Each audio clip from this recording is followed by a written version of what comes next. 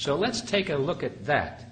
What is this thing, the Quigley formula? And the first step is to answer the question, who is this man Quigley? Now, I say this man Quigley because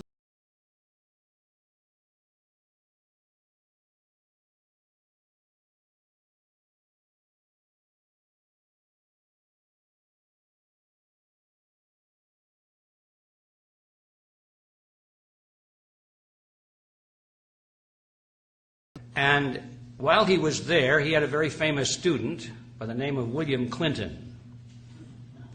And Clinton studied under Quigley and became a favored student and spent some personal time with him and admired Quigley.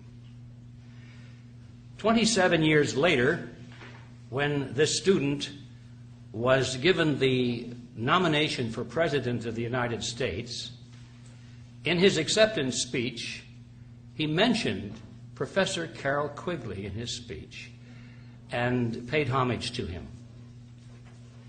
After he was elected President of the United States, he made at least 2 public appearances of which I'm aware, where again he mentioned Professor Carroll Quigley and thanked him for the influence that this man had had on the political awareness and thinking of himself, President Clinton. So there was no question about it that Quigley was Clinton's mentor. Now, why is this significant?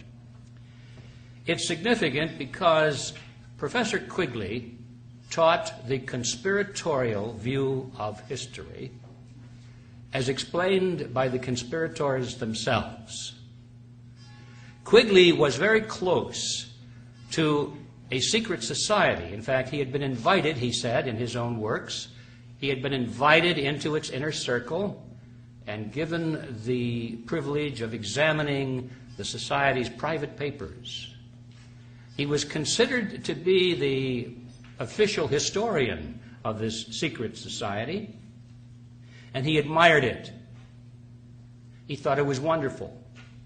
He felt privileged to be close to it and to its documents. And he wrote a couple of books about this, as a matter of fact.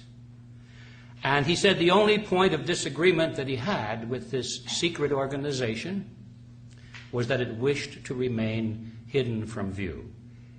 He felt that by now, with all these years of success and movement, it was time to come forward and to boast about what it had accomplished and to proclaim openly what its goals were. So Quigley was the historian of a secret society. Now, that means, therefore, that when President Clinton gave homage to Professor Quigley, his comments had 2 meanings. To the average person who did not know who Quigley was or what position he held or what he had written about, they thought, oh, well, isn't that nice? Here's Bill Clinton giving homage to some nice old professor that had an influence on his collegiate days. How nice. But to those who knew who Quigley was and what his position was and what he wrote about and what he advocated, and we'll be talking a lot about that today, then they understood there was another message, a hidden message. Clinton was saying he knew about this conspiracy, and he was now in its service. That was a signal to everyone around the world who understood what the real meaning was. They knew that Clinton now was in the service of this secret society that we'll be talking about today.